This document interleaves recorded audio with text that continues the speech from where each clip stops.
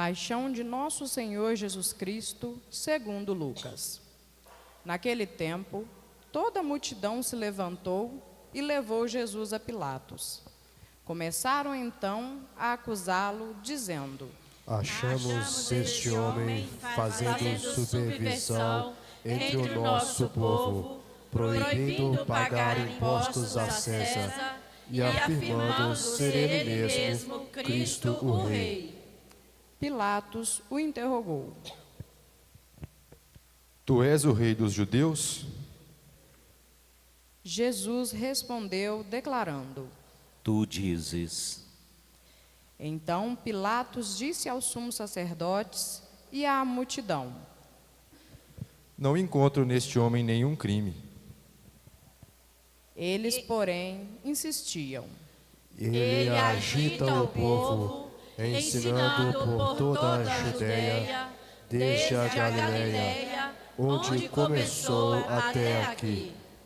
Quando ouviu isso, Pilatos perguntou: Este homem é galileu? Ao saber que Jesus estava sob a autoridade de Herodes, Pilatos enviou-o a este, pois também Herodes estava em Jerusalém naqueles dias. Herodes ficou muito contente ao ver Jesus, pois havia muito tempo desejava vê-lo. Já ouvira falar a seu respeito e esperava vê-lo fazer algum milagre. Ele interrogou-o com muitas perguntas. Jesus, porém, nada lhe respondeu. Os sumos sacerdotes e os mestres da lei estavam presentes e o acusavam com insistência. Herodes, com seus soldados, tratou Jesus com desprezo, zombou dele, vestiu-o com uma roupa vistosa e mandou-o de volta a Pilatos. Naquele dia, Herodes e Pilatos ficaram amigos um do outro, pois antes eram inimigos. Então Pilatos convocou os sumos sacerdotes, os chefes e o povo e lhes disse: Vós me trouxestes este homem como se fosse um agitador do povo. Pois bem, já o interroguei diante de vós e não encontrei nele nenhum dos crimes de que o acusais, nem Herodes, pois o mandou de volta para nós. Como podeis ver, ele nada fez para merecer a morte. Portanto, vou castigá-lo e o soltarei. Toda a multidão começou a gritar: Fora com ele, solte-nos Barrabás. Barrabás tinha sido preso por causa de uma revolta na cidade e por homicídio. Pilatos falou outra vez à multidão, pois queria libertar Jesus. Mas eles gritavam: Crucificam-o, crucificam-o. E Pilatos falou pela terceira vez: Que mal fez este homem? Não encontrei nele nenhum crime que mereça a morte. Portanto, vou castigá-lo e o soltarei. Eles, porém, continuavam a gritar com toda a força, pedindo que fosse crucificado. E a gritaria deles aumentava sempre mais. Então Pilatos decidiu que fosse feito o que eles pediam. Soltou o homem que eles queriam, aquele que fora preso por revolta e homicídio, e entregou Jesus à vontade deles. Enquanto levavam Jesus, pegaram um certo Simão, de Cirene, que voltava do campo, e impuseram-lhe a cruz para carregá-la atrás de Jesus. Seguia-o uma grande multidão do povo e de mulheres que batiam no peito e choravam por ele.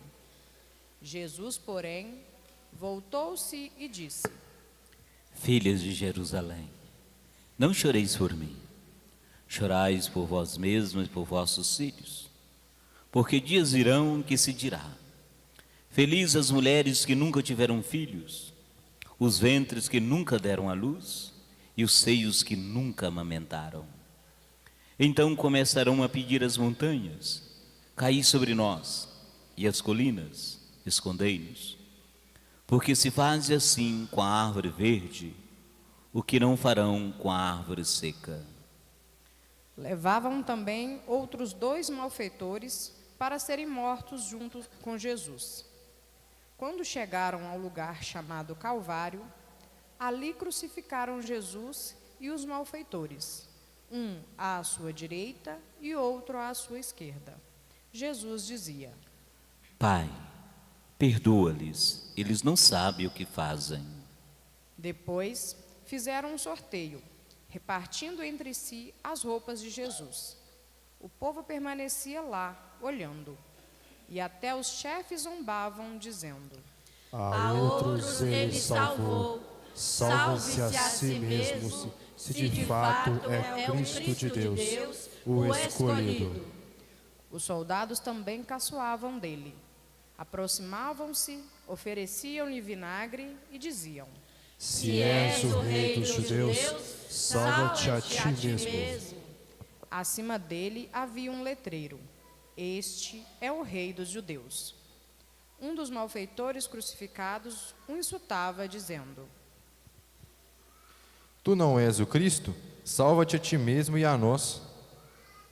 Mas o outro o repreendeu, dizendo: Nem sequer temes a Deus, tu que sofres a mesma condenação? Para nós é justo, porque estamos recebendo o que merecemos, mas ele não fez nada de mal. E acrescentou: Jesus, lembra-te de mim quando entrares no teu reinado. Jesus lhe respondeu: Em verdade eu te digo, ainda hoje estarás comigo no paraíso. Já era mais ou menos meio-dia, e uma escuridão cobriu toda a terra até às 3 horas da tarde, pois o sol parou de brilhar. A cortina do santuário rasgou-se pelo meio, e Jesus deu um forte grito: Pai, em tuas mãos entrego o meu espírito. Dizendo isso, expirou.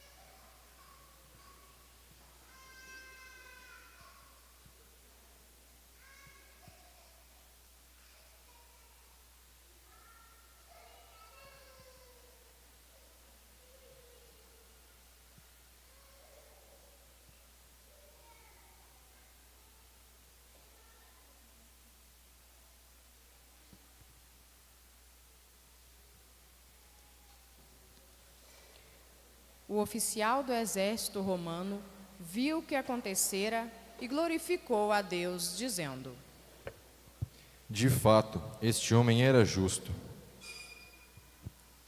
E as multidões que tinham acorrido para assistir viram o que havia acontecido e voltaram para casa, batendo no peito. Todos os conhecidos de Jesus, bem como as mulheres que o acompanhavam desde a Galileia, ficaram à distância, olhando essas coisas. Palavra da salvação. Glória a vós, Senhor. Glória e louvor a vós, ó Cristo. Glória e louvor a vós, ó Cristo. Meus irmãos e irmãs, parece que foi ontem que nós iniciamos o tempo da Quaresma, 40 dias para celebrarmos a Semana Santa. Talvez o tempo não passou tão rápido para quem fez algum sacrifício, né? Dizer, meu Deus, mas esses 40 dias não passam, não chega. Eu fiz um sacrifício e parece que 40 dias parece que se transforma em 80, né? Mas, na verdade, 40 dias que nós fomos chamados a fazermos um tempo de graça, ser para nós um tempo de conversão. E passaram esses 40 dias. Hoje, com a liturgia de Domingo de Ramos, nós iniciamos a Semana Santa com essa celebração. É um momento festivo, um momento de alegria, como o povo que acolheu Jesus como Rei. É o tempo de celebrar a sua presença no meio de nós. Os ramos e o amor, eles estão ligados profundamente na liturgia da palavra de hoje. Domingo de Ramos e da Paixão do Senhor, início da Semana Santa. Com Jesus nós também entramos em Jerusalém, aos gritos: Hosana, bendito que vem. Igualmente, com Jesus, também entramos no tribunal com Ele, onde Ele foi julgado de maneira escandalosa e condenado à morte. Os ramos que nós trazemos no dia de hoje não é um enfeite. Domingo de Ramos não significa apenas que nós trazemos a memória de um acontecimento onde o povo balançava os seus ramos, acolhendo Jesus em Jerusalém. Mas o sentido do ramos. Por que o povo pegou ramos e aclamava? O povo aclamava Jesus, reconhecendo Ele como o verdadeiro Rei, como o Messias esperado. Os nossos ramos é isso. O domingo de Ramos é porque nós reconhecemos que Jesus é o Messias esperado, é o Filho de Davi, é o Deus Salvador. É Ele que é o sentido da nossa vida. Esse é o símbolo dos ramos. Esse é o símbolo da vida. Esses ramos que nós carregamos hoje, ele é o símbolo que vamos colocar nas nossas casas. Às vezes guardamos esses ramos como símbolo da presença de Deus. É um ramo que às vezes é uma planta que é remédio, uma planta que nos mostra um sinal da vida, como lembramos a própria campanha da fraternidade, dessa ecologia integral, que não é só um olhar para a natureza em si, mas toda a criação de Deus. Deus viu que tudo era bom, muito bom. É uma ecologia, esses ramos, que simbolizam para nós a vida. Quantas vezes nós usamos uma planta como remédio? E qual a utilização de uma planta como remédio? É para a nossa vida, para a saúde. Então a ecologia, ela engloba toda a vida humana. Como nós precisamos dos remédios, a maioria de tantos remédios é vindo das plantas. Por isso que a ecologia não é um sinal apenas de um olhar só para vamos valorizar. Parece que as plantas, as árvores, elas têm um valor maior que o ser humano. Não. É porque nós, seres humanos, precisamos dela para a nossa vida.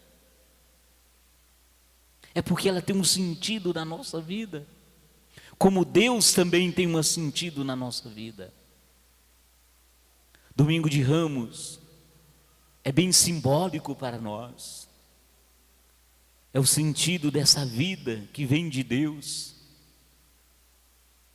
Por isso que os ramos têm toda essa simbologia da alegria, da aclamar, da presença, da ação de Deus na nossa vida. Com Jesus entramos em Jerusalém. O texto da primeira leitura de hoje do profeta Isaías fala de um profeta, de um servo anônimo que viveu um drama. Ele sofreu ofensas, violência, mas ele nunca deixou de acreditar em Deus. O Senhor é meu auxiliador. Esse servo viveu a dor, o sofrimento, como nós também. Quem de nós não vive, não experimenta a dor e o sofrimento? E quantas vezes na dor, no sofrimento, nós pensamos assim: mas Deus esqueceu de mim? Eu estou sozinho, sozinha. Parece que Deus esqueceu de nós. Mas a palavra de Deus, desse servo, diz assim: mas o Senhor Deus é meu auxiliador, por isso não me deixei abater o ânimo. Conservei o rosto impassível como pedra, porque sei que não serei humilhado. Meu irmão, minha irmã, não se deixe abater diante da dor e do sofrimento. Tenha confiança. Deus é o nosso auxiliador. E com Ele nós não seremos humilhados. Parece que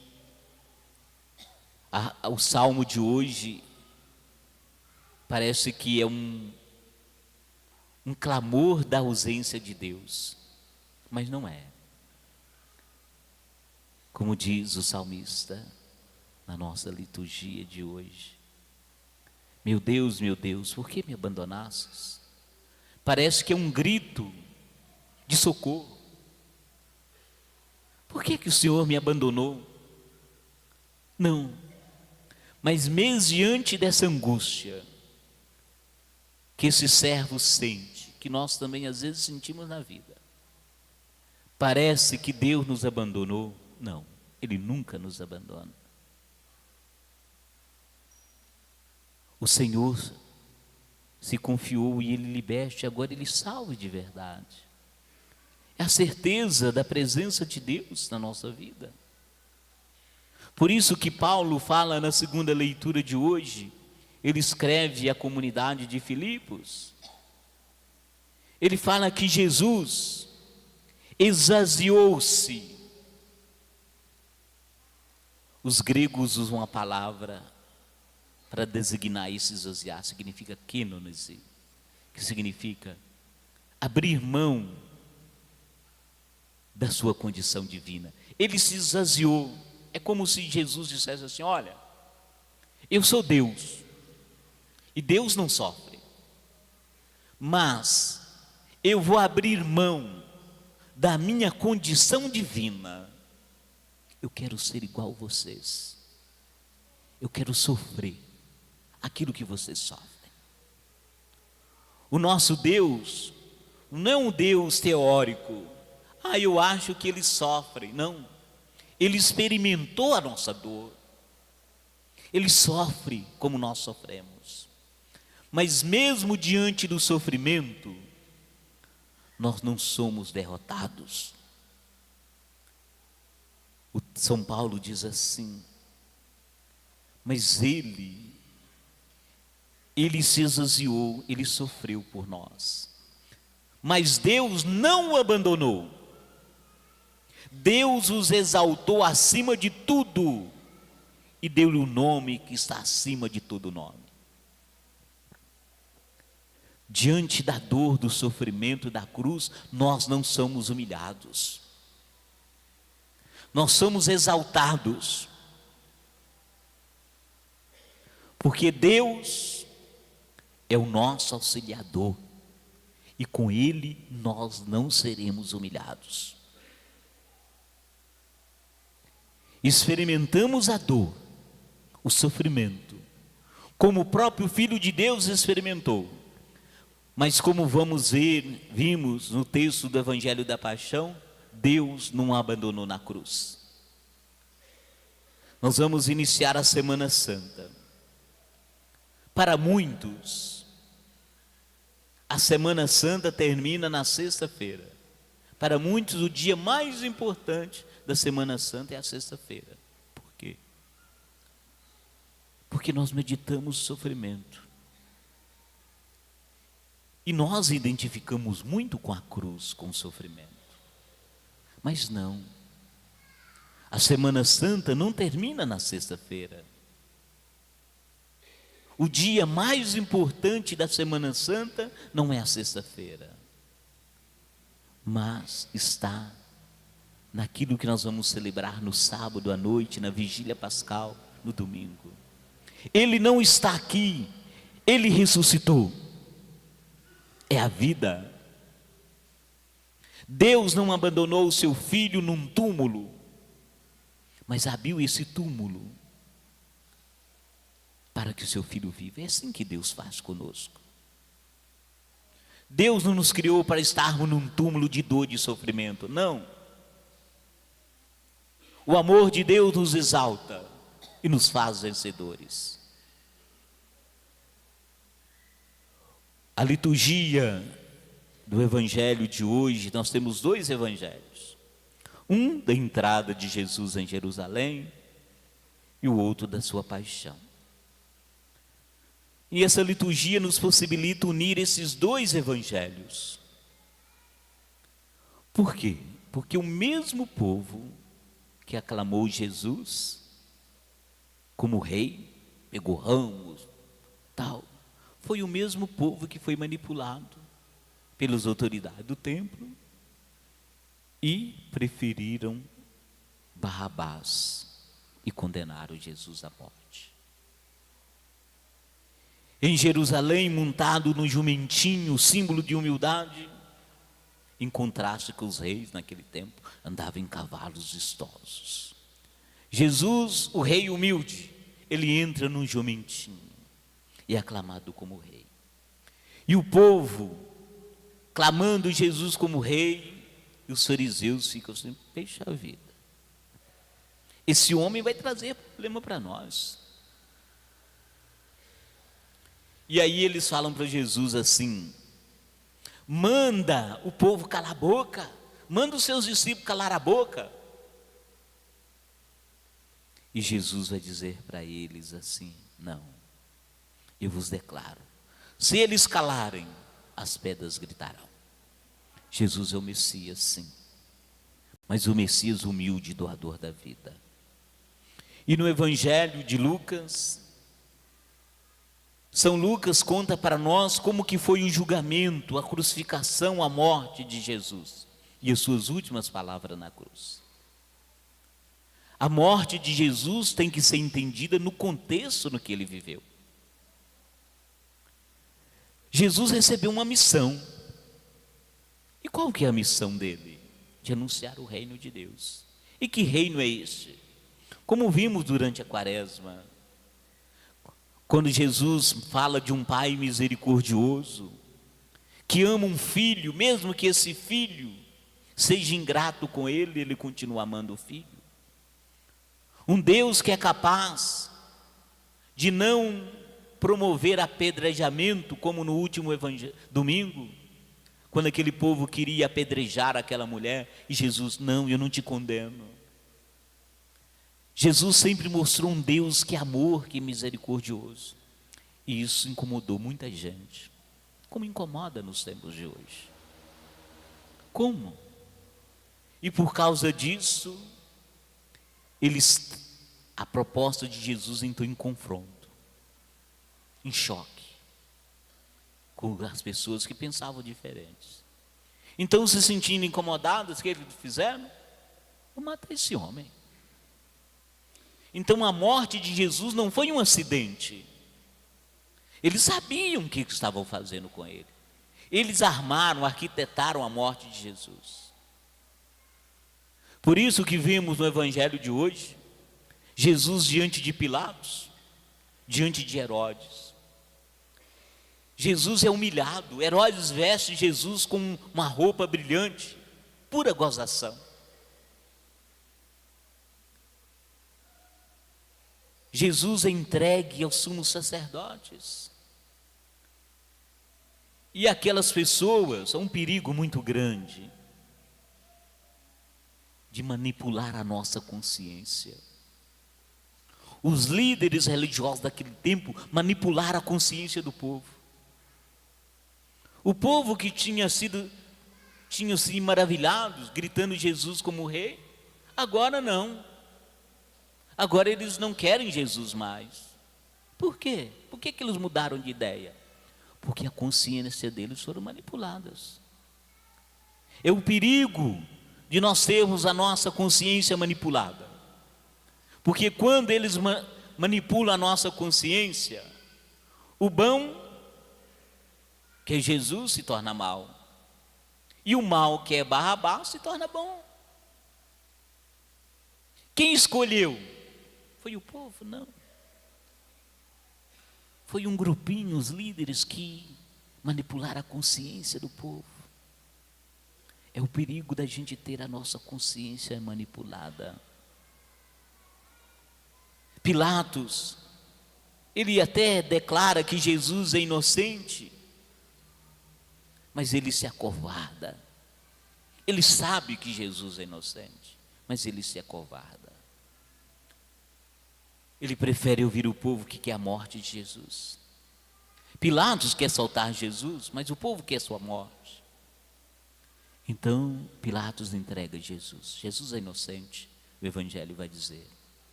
Ele não foi sentenciado pelo poder romano, mas ele foi sentenciado pelos líderes do povo. E aí ele é levado para o Calvário. E no caminho do Calvário, alguns personagens que nós identificamos com eles. Primeiro, Simão de Cirene, que ajuda Jesus a carregar a cruz. Nós também aprendemos isso, né?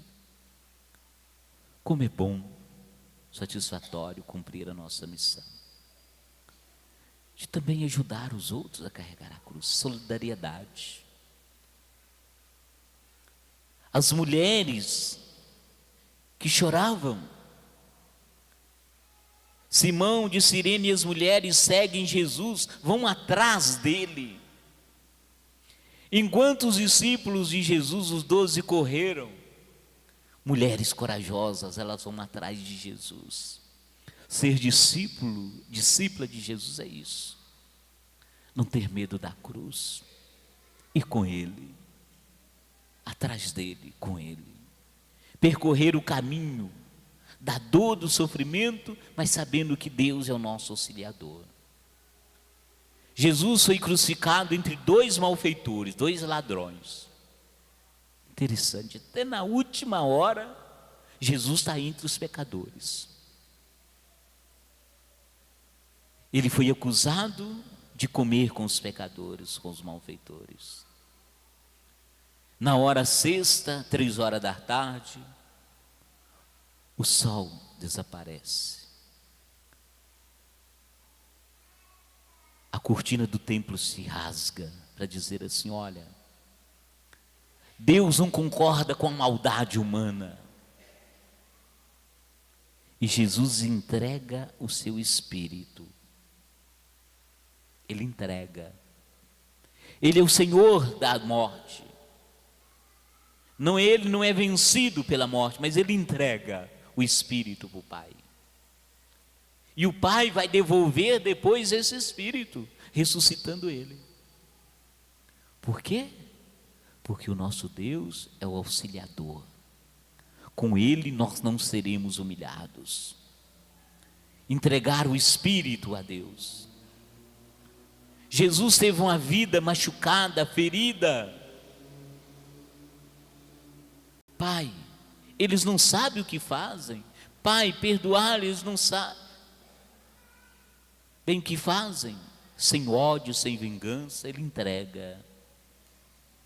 Então, durante essa Semana Santa, nós somos convidados a reviver a paixão do nosso Deus e nos perguntarmos: o que esses acontecimentos têm a ver com a minha vida? Esses dias que você vai participar, este domingo de Ramos, procissão do encontro, descendimento da cruz, procissão do enterro, vigília pascal, a gente se perguntar: o que isso significa na minha vida? Em meio a tantas incertezas e sofrimentos, o que nos dá coragem, o que nos dá força, é lembrar aquele grito de Jesus na cruz: Pai, em tuas mãos eu entrego o meu espírito. Eu entrego tudo nas tuas mãos, ó Pai. A minha dor, o meu sofrimento. Então eu convido vocês, entregue nesse momento a Deus a sua dor, o seu sofrimento, a sua angústia. Entregue para Ele. Entregue para Ele. Por quê? Porque nós não seremos humilhados. Porque Ele é o nosso auxiliador. Ele é a nossa força. Então que hoje nós estamos meditando a entrada de Jesus em Jerusalém, meditando também a sua dor e o sofrimento. Coloquemos as dores e o sofrimento do mundo. Coloquemos diante de Deus as nossas dores e os nossos sofrimentos. Eu entrego, ó Pai, mas com a certeza que Deus vai nos devolver tudo isso, as nossas dores e sofrimentos, em graças, porque Ele é o nosso auxiliador, porque com Ele e nele nós não seremos humilhados. Professemos a nossa fé.